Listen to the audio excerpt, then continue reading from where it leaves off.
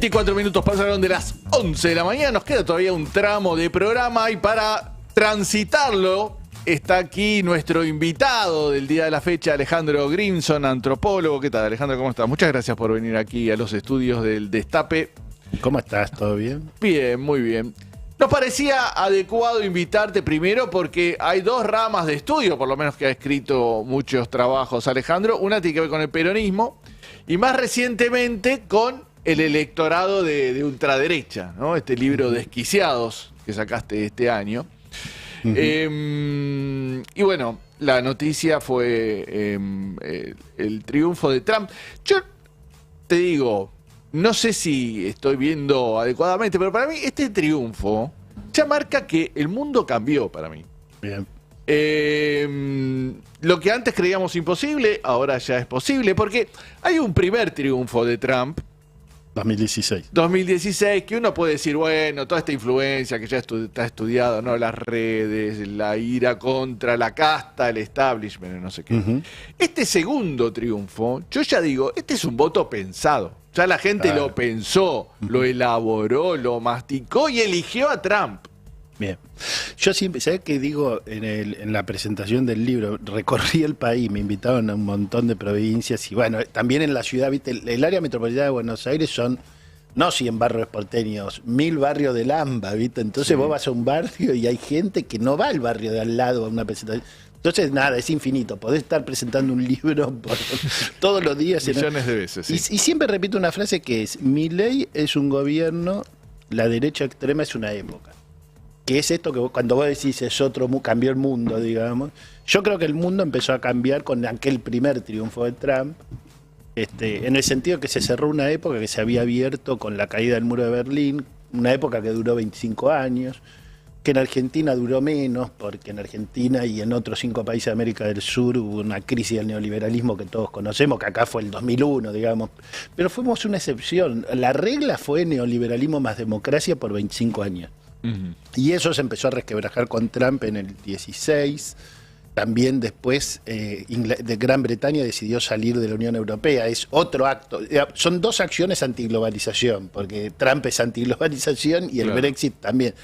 Y después de eso ganó Bolsonaro. Bolsonaro en el 18, según los estudios, gana con un porcentaje muy chiquito de votos ideológicos. Gana por el voto bronca, vamos a llamarlo así, o el anticasta, el anti-establishment, llamémoslo de esa manera. ¿Cuál es el gran triunfo de Bolsonaro? Cuando pierde por solo 3 puntos el peor presidente de la historia de Brasil contra el mejor presidente de la historia de Brasil por 3 puntos, la mitad de sus votantes ya son ideológicos, ya están convencidos de la misoginia, están convencidos del racismo, están convencidos del clasismo. Y eso es un cambio, viste que en el 22 la radiografía de Brasil era mucho más sólida ideológicamente. Claro, y yo veo una cosa que dijo esta semana acá, o sea, me da la sensación que la civilización estaba yendo hacia un lado, o sea, el mundo estaba yendo hacia un lado, y que de repente la gente ya no es en un país, ya ahora es en varios países. Dijo, no, yo no quiero ir para allá donde me están llevando ustedes, yo quiero volver para atrás, como 50 años para atrás, ¿o no? Sí, pero es así, son varios países. Gobiernan Italia, gobiernan Hungría hace muchos años, gobiernan Austria, ya lo habían gobernado y volvieron a gobernarlo. Perdieron Polonia, pero pueden volver a ganarlo en otro momento. Gobiernan Países Bajos, co-gobiernan Suecia, que para nuestra generación Suecia era un modelo. Claro, era en los países escandinavos. Ahora, una de las cosas que nosotros detectamos, y por eso lo del desquicio, es que hay un desencanto con la democracia, que en Argentina está claro por qué. O sea, nosotros vivimos los mejores 40 años de convivencia pacífica, del nunca más, llamémoslo así. Yo siempre digo, ¿no les gustan? ¿Les parecieron muy violentos? Bueno, los otros 168 años fueron mucho peores. Estos son los mejores 40 de nuestra historia y son mucho mejores que en la región. Porque el Estado en estos 40 mató mucha menos gente que en toda su historia, etcétera, etcétera. Bueno, ese es un punto. Ahora, son los peores 50 años de la economía. Sí, adentro están los mejores años de tasas chinas, todo eso que conocemos ya está, pero igual, así todo, con esos muy buenos años, los 50... Entonces el desencanto con la democracia acá es muy lógico. En Europa es un profundo desencanto con la democracia. ¿Por qué? Porque vos decís, che, acá los chicos no van a poder ser propietarios de un inmueble. Claro. En Europa tampoco. Claro. Y no es menor, porque en Europa lo que vos hacías durante tu vida era con un crédito pagar un inmueble que lo heredaba tu hijo, etcétera. Entonces, eso que se llama movilidad social ascendente, por ahí para alguien de la audiencia es como muy rimbombo. ¿Qué es esa frase? No, quiere decir que los hijos viven mejor que sus padres, porque eso es el progreso. Claro. Esto que vos decís, el mundo va para un lado, ¿para dónde? Y bueno, para tener más bienestar. Diría González Vaga, les habían hecho creer que... Claro, exacto. Sí, fue una fiesta que en Europa duró 50 años la fiesta, ¿viste? Bueno, o sea, no era... No, la fiesta que duró 50 años en Europa, o los 30 gloriosos, como se llama, 45-75, que fueron extraordinarios en términos de bienestar, no era una fiesta que le hicieron creer, es que los ricos pagaban impuestos y los pobres recibían inversión pública, de calidad. O sea, distribución de la riqueza, de alguna manera. Pero sí, Progresiva de la totalmente. Y eso, de alguna forma... ¿Por qué estaba fuera de discusión eso? Porque tenían miedo de la Unión Soviética. Entonces, mejor paguemos bienes personales. Claro. Viste que Milei, una de las cosas que hizo fue reducir bienes personales. Porque lo primero que hace la derecha cuando llega al poder es reducir los impuestos a los ricos. Sí. Claro. ¿No? Bienes personales no pagan los jubilados, bienes personales, porque por la vivienda única nunca pagas bienes personales. Solo podés pagar por tu segunda propiedad. Ya segunda propiedad tienen poco. Claro. Y si esa propiedad vale poco, tampoco pagas bienes personales. Ahora, Milei lo que hizo fue bajar bienes personales para los que tienen mucho dinero. Bueno, por eso no hay plata. Después dicen no hay plata. No hay plata porque le sacaste los impuestos a los ricos. O sea, la única forma de que haya plata es que los ricos paguen impuestos. Y eso se hacía porque no había Unión Soviética. En la medida en que no hay más fantasmas. ¿Ya no se puede ni soñar eso? Sí, hay que soñarlo, pero hay que soñar con construir un horizonte que sea verosímil para la sociedad. Yo creo que hay un problema en Argentina, pero a veces me importa decir, che, igual para nosotros es un gran problema, pero ojo que no es solo nuestro, que es, ¿cuál es el proyecto económico de las fuerzas populares por la justicia social? En Argentina, no sabemos. Y en el mundo tampoco sabemos, ¿me entendés? Porque, vuelvo a decir, los que somos más grandes en esta mesa hermosa de sábado a la mañana, cuando nosotros éramos jóvenes, en los 80, en todo el mundo, acá también, acá eran chiquitos, pero en otros países del mundo eran inmensos, había partidos políticos que defendían países. El partido pro-chino, el partido pro-soviético, el partido pro-cubano, el partido escandinavo, digamos que eran los socialdemócratas, los escandinavos. Claro. Pero había un montón de países que eran modernos. No, ¿vos qué querés? ¿China o querés Cuba? Y entonces nos matábamos en los pasillos de la facultad sobre eso. Entre el pro-cubano y el pro-chino. Y hoy, Fer, no hay modelo. ¿Cuál es? No hay modelo. O sea, che, ¿qué hacemos? Hagamos Noruega. Che, pero te cuento, Noruega tiene un problema. Nadan en petróleo, nadan. Son 4,5 millones, no 45 millones, 4 millones, y además son noruegos. Claro. ¿Entendés que no nos sirve como modelo a nosotros? Y ahí el modelo peronismo, australiano. ¿cómo crees que, cuál crees que fue su rol durante el último gobierno y las expectativas no cumplidas con los deseos, las demandas de los sectores populares? Y eso es fundamental. Yo empiezo el libro con la introducción, un libro colectivo que yo hago la introducción y el epílogo, diciendo... Los parteros de Milei son Macri y el gobierno del Frente de Todos. ¿Por qué? Porque hubo una doble desilusión. O sea, un montón de gente, no solo los antiperonistas, otra gente menos ideologizada se entusiasmó con el triunfo de Macri en 2015 y dijo, ¿y si funciona esto? Claro. Corregimos ¿Y si lo que está mal, corregimos lo que está mal y dejamos lo que está bien. ¿Quién está en contra de esa frase Claro. tan ridícula, No te vamos a sacar tan vacía? nada. ¿No? Bueno, y con Alberto pasó lo mismo. Muchísima gente que no es peronista dijo, ¿y si es verdad que vuelven mejores y corrigen esas cosas que a mí no me gustaban? Y digo, obviamente, hacer un balance de un gobierno seriamente es algo muy extenso y podés hablar de muchas áreas. No importa cómo fue el gobierno en muchas áreas, porque quizás fue bien en obra pública, quizás fue bien en salud, En ciencia pero y tecnología. en ciencia y tecnología, pero fracasó en economía. Total. Cuando vos fracasás en economía, el resto se acomoda al fracaso, lamentablemente para ministros y ministras que por ahí se rompieron el alma. Yo lo digo pues lo vi. Después yo me fui antes del gobierno porque veía que no estaba funcionando, que no iba a funcionar, que no había plan económico, no hubo proyecto económico. Ahora, yo insisto en que ahí hubo un fracaso, pero lamentablemente, ojalá fuera el fracaso de una persona, tenemos un chivo expiatorio, listo, ya está, listo, está todo resuelto, muchachos, cambiamos a este señor y ya estamos.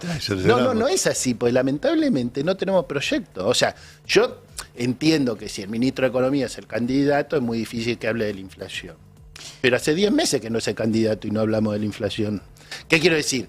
Quiero decir, nuestros líderes no están diciendo, bueno, nosotros tenemos un proyecto para terminar con la inflación, pero con justicia social.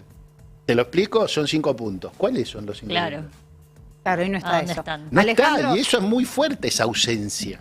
sí, pero al mismo tiempo yo pensaba que este gobierno tiene un proyecto, un plan económico que está concretando, que es sin la gente, incluso sus votantes, ¿no? Ujú. ¿Cómo le hicieron creer, cómo los convencieron de que la salida es esa, a pesar de que su realidad concreta y material no ha mejorado? Porque ahí es un cambio también de paradigma.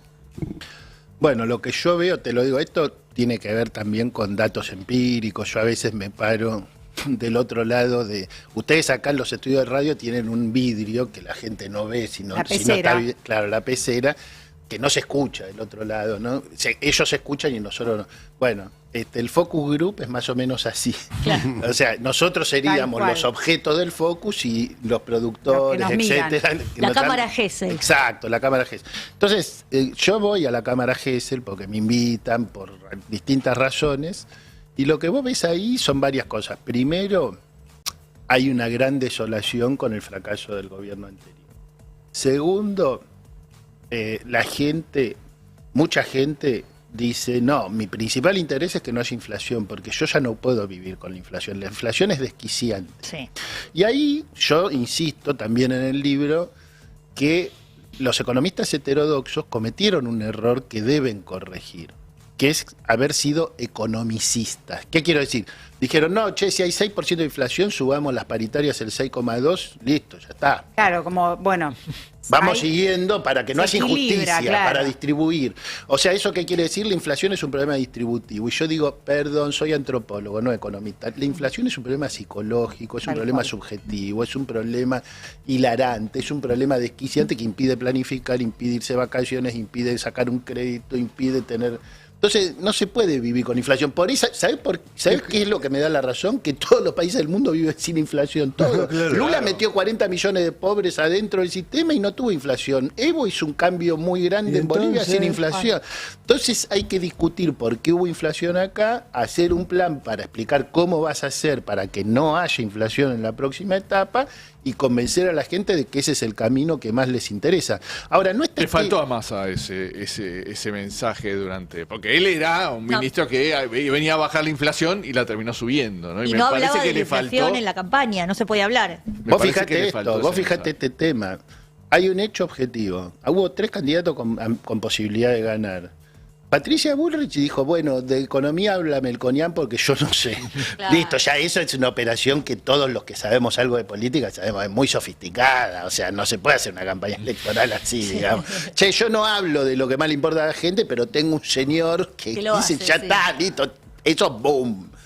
Y en la posición de ministro era muy difícil. Yo insisto, digamos, podemos hacer el balance de Massa y la campaña electoral, pero también podemos discutir por qué seguimos sin hablar ahora. O sea, Claro. no ¿Y se por puede. qué? Y porque yo creo que a las fuerzas populares en la Argentina les cuesta mucho entender que una de las razones de la inflación no tiene que ver con las empresas malvadas que remarcan, sino que tiene que ver con lo siguiente. Tenemos una historia de movilización y de reclamo de allí donde hay una necesidad, hay un derecho. Muy bien. Después Cristina aclara, también hay una obligación, dice Cristina, ¿viste? Sí. En uno de sus documentos. Bueno. Ahora, che, que haya un derecho no quiere decir que lo puedas agarpar. Para agarparlo tenés que recaudar. Para recaudar tenés que subir los impuestos. Si la Cámara de Diputados no te vota los impuestos que vos querés, tenés que dar la batalla política. Y si no la ganás, no podés pagar la necesidad. No la podés pagar. Eso yo creo que muchos de mis compañeros no lo entienden. No, la pagamos igual y después vemos. Después después hay quisieron inflación. dar la batalla Inflación, política. ¿Eh? No quisieron dar la batalla política. No la quisieron dar o la dieron y no lo logramos, porque no siempre lográs ganar las batallas políticas. Lo que yo digo es, si vos no lográs ganar primero dar y después ganar la batalla política, no podés redistribuir lo que no... Vos primero tenés que capturar la renta para redistribuirla. Vos no podés redistribuir con maquinita. Cuando redistribuís con maquinita terminás así. Claro. No, pero hubo toda una discusión, por ejemplo, tema tarifas. Parecía que si subías la tarifa, la gente se iba a rebelar. Y Claro. mirá lo que le subieron ahora Y y nadie dice nadie nada. dice nada. ¿No? Fue una discusión de años ahí. Guzmán quería subirlo, el secretario de Energía le decía no, se peleaban en la Rosada. Y... Sí, un subsecretario se opuso al ministro. Ahora, ¿vos sabés lo que dicen en los focus? A mí esa es quizá la parte que más impacta. Los votantes de Milei o votantes del PRO, digamos, ¿no? Dicen, sí, es duro lo que estamos viviendo, pero es mejor. Mirá esta narrativa para Sí. poder trabajarla después, ¿no? Es mejor vivir en el dolor de la verdad que en la alegría de la mentira.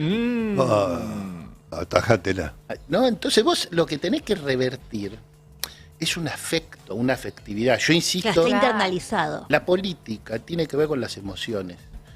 Y esto, cero que ver con la contraposición emociones contra racionalidad. No. Claro, Yo no. siempre le digo a mis compañeros, escúchame, si vos me volvés a decir que los votantes de Milei votaron con la bronca y no con la cabeza, no con la racionalidad, yo te digo que eso fue lo que siempre se dijo sobre los votantes del peronismo. Exacto, cual. voto calificado. Tal cual. Si nosotros vamos a decir sobre los votantes de Milei lo que los gorilas decían de los votos peronistas, chicos, hay un problema, Sí, hagamos Milei la por valija. 50 años va a gobernar. Claro, exacto, porque lo que hay que... ¿Cuál es el objetivo nuestro? Comprender aquello que no compartimos, ¿para qué? Para poder abordarlo y trabajarlo.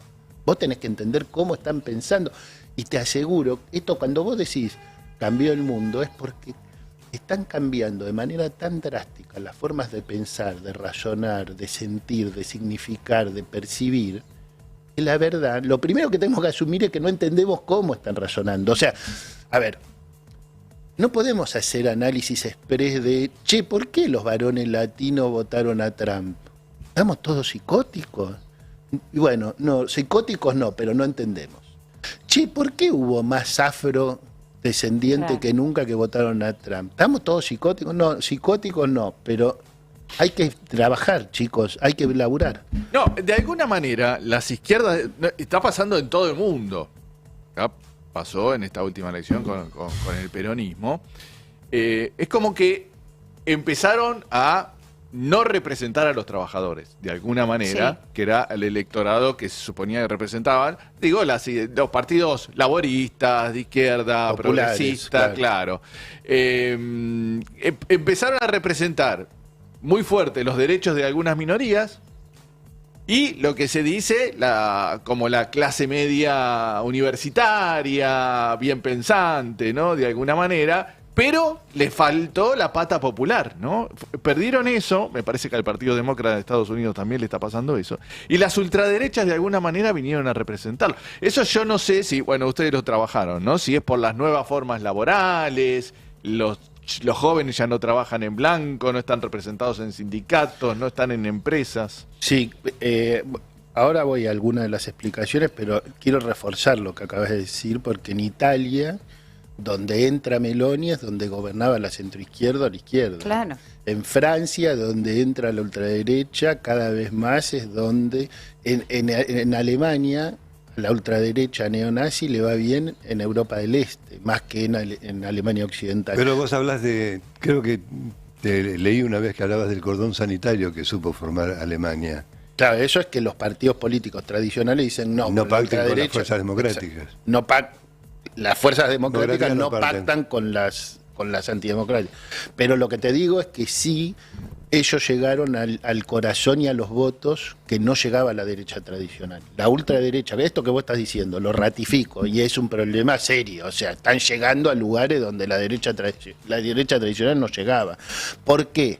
Bueno, primero porque cambiaron las relaciones laborales, tenés el precariato, tenés una masa de informalidad brutal, que nosotros en Argentina le pusimos el nombre de economía popular, que suena bien, pero ojo, digamos, lo de economía popular es lindo en términos reivindicativos, pero no... No que reproduce nadie socialmente. crea que estamos embelleciendo una tragedia, porque esto es una tragedia. Claro. Segundo, eso está vinculado con un aparatito que tenemos todos en el bolsillo, que es el smartphone, yo siempre hablo de la smartphonización de la vida social. Todas nuestras relaciones personales, laborales, financieras, subjetivas, familiares, todo pasa por ese aparatito que es completamente individual. Y estamos viviendo la época, la sociedad más individualista de la historia. Dejó de haber televisión del hogar, teléfono del hogar, todas esas cosas. Los chicos de hoy no saben ni qué quiere decir teléfono de la casa, qué número de la casa. Claro, ¿no? tal cual. Dicen, debe ser el número de la calle, el número de la casa, no sé, ¿no? Entonces quiero decir, todo eso, más la incapacidad de las fuerzas populares de dar una respuesta redistributiva potente que genere una ilusión de que se mantiene ese horizonte de movilidad social ascendente, etcétera. Pero ¿por qué es esa dificultad? Porque el mundo está mucho más globalizado, pero lo que se globalizó es el capital, y los estados nacionales no globalizaron las reglas. Entonces el capital va y viene, ¿no?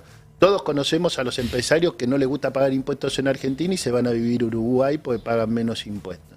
Bueno, ¿y cuáles son las represalias impositivas de la Argentina para los ciudadanos argentinos que decidan pagar menos impuestos personales? Que paguen más impuestos sus empresas. Si ellos igual quieren vender acá, porque vender acá el mercado de la guita la hacen acá. Claro. Ahora, hablando de guita, lo económico no termina siendo determinante en Argentina, pero también en Estados Unidos, que los negros lo votan a Trump, los latinos lo votan a Trump porque el gobierno de Biden no terminó de resultar positivo en términos de plata en sus bolsillos o de trabajos.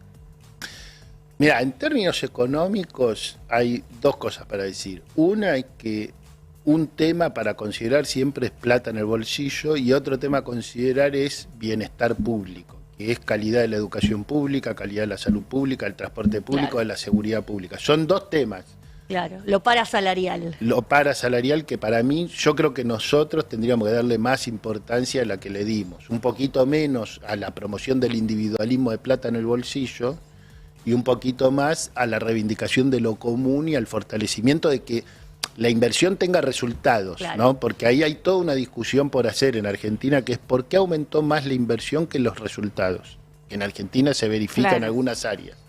Ahora, viste, del otro tema de lo que vos planteás es que ellos dicen, yo voté contra la inflación, 2% anual, ok, bueno, qué sé yo, no sé, cada uno llama inflación a lo Bueno, que quiere, claro. cada uno llama, pero digo, porque eso, No por es eso te digo comparable. que están pensando de maneras que nosotros nos cuesta entender, porque si la economía de Estados Unidos no funcionó este último, por ahí no funcionó mirando los 4 años, quizá la narrativa se impone a la economía, o sea, ahí hay una disputa de significado sobre qué es la economía, o sea, es la economía más los significados de la economía, ¿no? En muchos países del mundo, Alejandro, se glorifica al mercado como acá y se lo desregula como acá para que, digamos, suba al trono y de ahí haga lo que quiera.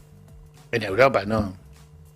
En China no, porque en China hay un partido político que rige los destinos de la patria. Sí. O sea, los países que le va bien, no. Acá el mercado rige los destinos de la patria. Y Ahora. cuando triunfan Claro. estas fuerzas, a ver, yo siempre digo, ¿Milei está a favor de la libertad de pensamiento? No, si se la pasa insultando a todos los que Claro. piensan. ¿Está a favor de la libertad de orientación sexual? No, si su biógrafo dice que los homosexuales son enfermos. ¿Está a favor de la libertad de que las mujeres hagan lo que quieran con su propio cuerpo? No, si todos sabemos Sí. que apenas puedan van a intentar derogar la Sí. IVE. Pero entonces, ¿cuál es la qué libertad viva, carajo? La libertad del gra- capital. Exacto, la libertad de los grandes capitales, de 5 o 6 empresas para las cuales se hizo el RIGI, que también hay que avisarle a los argentinos. La verdad, nosotros hemos llegado a un punto como país donde tenemos una chance. Tenemos una chance. ¿Cuál es la chance? Que nosotros tenemos litio, que casi nadie tiene, que nosotros tenemos vaca muerta, que casi nadie tiene. Pero que lo nosotros tenemos a disposición de quién. Bueno, por Recursos. eso, por eso, déjame terminar el razonamiento. Bueno, Nosotros tenemos una chance. ¿A qué vino Milei? A destruir esa última chance. Porque si el RIGI se llega a concretar tal como él sueña, y algunos pocos capitales transnacionales se quedan dueños de vaca muerta, del litio y de la minería que tiene la Argentina, nosotros no vamos a tener ninguna chance. Esa es la verdad de lo que estamos discutiendo hoy y en los próximos años en Argentina, que es cuánto logra aplicar este gobierno sobre los recursos soberanos de los argentinos, que son esa chance que tiene la Argentina de decir, che, pará, si la renta de esos recursos extraordinarios la destinamos a modificar la infraestructura argentina, a modificar la educación argentina, a modificar las condiciones comunes de vida. Y la verdad que la Argentina tiene una chance sólida de volver a insertarse en un mundo con capacidades educativas sólidas, bueno, con su propia historia. Ahora, si esa riqueza de los argentinos, sumadas a las deudas gigantescas que han generado esos gobiernos y este gobierno, si esa riqueza de los argentinos se la regalan a 5 grandes empresas transnacionales, no hay otras chances. O sea, no va a haber otra chance. Eso hay que entenderlo porque eso es lo que está en discusión en el fondo, Claro. de cuáles son los grandes intereses que hay en juego cuando salen a insultar, bueno, Grimson, y empiezan a hablar mal de mí. No, respóndanme lo que estoy diciendo, que esta forma, este método nefasto, ¿no?, que utilizan ellos, El ataque que permanente. vos tirás una idea y ellos atacan a las personas con falsedades y mentiras, bueno. Te quería preguntar de nuevo, el peronismo, ¿cómo hace para volver a captar, por un lado, los jóvenes? Se le han ido muchos, especialmente los varones jóvenes, ¿no?, que son la fuerza constructiva de Milei, o la fuerza base de Milei. Y el voto desencantado, ¿no?, que se le fue después del último gobierno. ¿Qué te parece a vos que debería hacer el peronismo para volver a llamar la atención de Chile? Bueno, yo creo que hay algunas razones para tener cierta expectativa positiva, que primero, nada dura para siempre, ningún gobierno logra todo lo que se propone, ninguno. Entonces, para mí hay que plantearse 3 grandes ejes de trabajo. Primero, necesitamos nuevas ideas.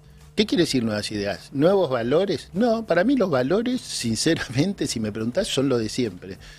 Redistribución, justicia social, derechos humanos, memoria. O sea, yo no veo nuevos valores, veo la pregunta de cómo esos valores se hacen realmente efectivos. O sea, cómo le mejoran con política pública la vida a la gente. Porque con lindos valores, pero malas políticas públicas o malos resultados, y están muy lindos los valores, chicos, vayan a escribir sobre eso, pero no a gobernar.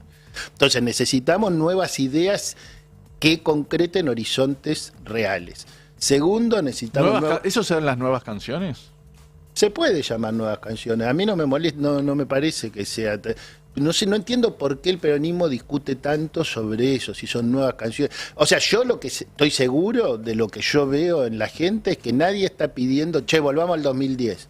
El otro día me preguntaron, pero para vos, ¿no es obvio que estábamos mejor en el 2010 que ahora? Es obvio que estábamos mejor en el 2010 que ahora. El problema que tenemos es que del porcentaje X de argentinos que consensúa que estábamos mejor en 2010 que ahora, todo eso se te rompe si vos le empezás a preguntar, ¿es posible volver al 2010? ¿Cómo volvemos al 2010? el mundo es otro. El mundo cambió. Claro, aparte pensar para atrás Es dificilísimo y además la gente dice, che, pero ¿y el La vida es 2010? para adelante. En el 2010 había algo del nido de esta porquería que vino después. O sea, ¿por qué después vino el 2015? ¿Por qué después vino el 2023? O sea, eso no está... De eso no había nada en el 2010. O sea, no quiero volver al 2010 para después volver al 2023, digamos. Claro. Entonces, Claro. segundo, nuevos lenguajes. Nuevos lenguajes quiere decir otra forma de acceso y de uso de las redes, las tecnologías de comunicación, la reivindicación de la radio. Lo digo explícitamente porque se sacude la televisión, cae la audiencia televisiva, la radio va a bancar Sí, todo. qué bicho noble la radio. La radio va a bancar todo. Bueno, lo digo en serio, como un tema técnico para discutir, ¿no? Y nuevas palabras. Por supuesto, primero necesitamos nuevas ideas, pero Milei ganó con 4 o 5 palabras. Sí. Casta, motosierra, ¿no? Dolarización, Licuadora. etc. Mentiras, no importa, lo que vos quieras. Pero esas palabras produjeron consecuencias políticas muy, muy potentes. Y tercer punto, nuevas voces que permitan mucha más polifonía, mucha más empatía. Yo creo que un gran problema de la dirigencia de las fuerzas populares es que han perdido empatía con el dolor generalizado de la sociedad y es necesario restablecer ese puente para que la política recupere su carácter dialógico. La política es diálogo. Yo te escucho y frente a la escucha que tengo... Me gusta la imagen de varios dirigentes que vi recorriendo territorios y barrios en estas semanas. Me gusta, es una imagen que tiene que ver con lo que estoy diciendo. Digo para que no suene tan abstracto, si no Claro. parece que estoy hablando. No, estoy diciendo, está bueno, si van a los territorios, escuchan a la gente y le dicen lo que piensan y y se produce ese diálogo, Ya quizá, eso es un avance. y me parece Claro. que es un paso, puede ser más o menos modesto, no lo sé, tampoco Sí, estuve claro, en esas escenas, claro. pero me parece un paso positivo porque la política es diálogo. Cuando se rompe el diálogo y se instituye el monólogo, y tenés muchas posibilidades de que la política se te achique. Y nosotros lo que necesitamos es agrandar. Alejandro, en relación a esto de las palabras, estaba pensando en cómo a través de Milei y a través de toda una cultura, que es la cultura financiera, se están empezando a introducir estas nuevas palabras vinculadas al trading, digamos, la cuestión de las finanzas, las apuestas, el hacer plata, que eso también construye en subjetividad, y sobre todo en los jóvenes que buscan más el camino individual que el colectivo, ¿no? Y eso también está haciendo un cambio muy importante, vinculado a los teléfonos, al acceso a la cuestión financiera sin una educación previa. ¿Cómo eso puede modificar la política, esta nueva cultura de lo financiero? No, sí, yo creo que la modifica en el sentido de que genera hasta ahora la ilusión de que la salvación individual es posible y reconcentra una gran parte de los deseos en esa idea de progreso individual. En el ejemplo, un ejemplo es lo financiero que vos decís, el otro, más masivo posiblemente, y también global, es que en esa masa de precariato informal, de gente no registrada, que pedalea y pedalea y pedalea y cree que si pedalea más rápido gana 100 pesos más, y si gana 100 pesos Claro. más, ¿no? Todo eso está muy ligado a la economía de plataformas, el smartphone, etcétera, y ahí también aparece un individualismo muy fuerte. Obviamente hay una cosa que es el transcurso del tiempo. El capitalismo, viste que en el capitalismo, cuando vos ves la desigualdad, dicen, bueno, antes los multimillonarios entraban en un país, después en una ciudad, después en un barrio, después en un edificio, en el Titanic, después en un avión, ahora, digamos, en cualquier momento entran en un helicóptero. O sea, digamos, la lógica del capital es que no va a haber lugar para todos. Si hubiera lugar para todos, nosotros estaríamos discutiendo, contentos y claro. apoyaríamos. Claro, tal cual. Porque justamente lo que queremos es que haya lugar para todos. O sea, toda nuestra discusión es, chicos, con este modelo no hay lugar para todos. Y van lo que vemos y tenemos las cifras para mostrar que lamentablemente es un modelo que genera cada vez más exclusión, más indigencia, más pobreza, y que hay otros modelos. Lo que pasa es que, insisto, las fuerzas populares tienen que abrirse a una nueva imaginación política, a la creatividad política, para poder generar nuevos instrumentos. Si el mundo cambió, como decíamos al inicio de la nota, nuestra política tiene que cambiar. Insisto, no nuestros valores, Tal cual. nuestros lenguajes, nuestra política, nuestra construcción de horizontes, nuestra interpelación, nuestro diálogo. Alejandro Grinson, antropólogo, te agradecemos muchísimo Qué ganas que de hayas seguir venido. hablando. Sí, Muy lindo, muy sí, lindo porque venir. te iba a comentar porque vi que, por ejemplo, en Alemania surgió una izquierda no progresista, que está en contra de los inmigrantes. Bueno, distintas respuestas a este mundo que cambió. Te agradecemos muchísimo. Gracias a Te vamos a ustedes. estar llamando otra vez. Gracias. Un chivo. El Sí. martes Chivo. que viene, El martes. que viene, 19:30, acceso gratuito. Vamos a estar presentando a Desquiciados en un lugar que se llama JJ, que queda en Jean Lloré al 300 en Capital. Sí. Mirá esta mesaza.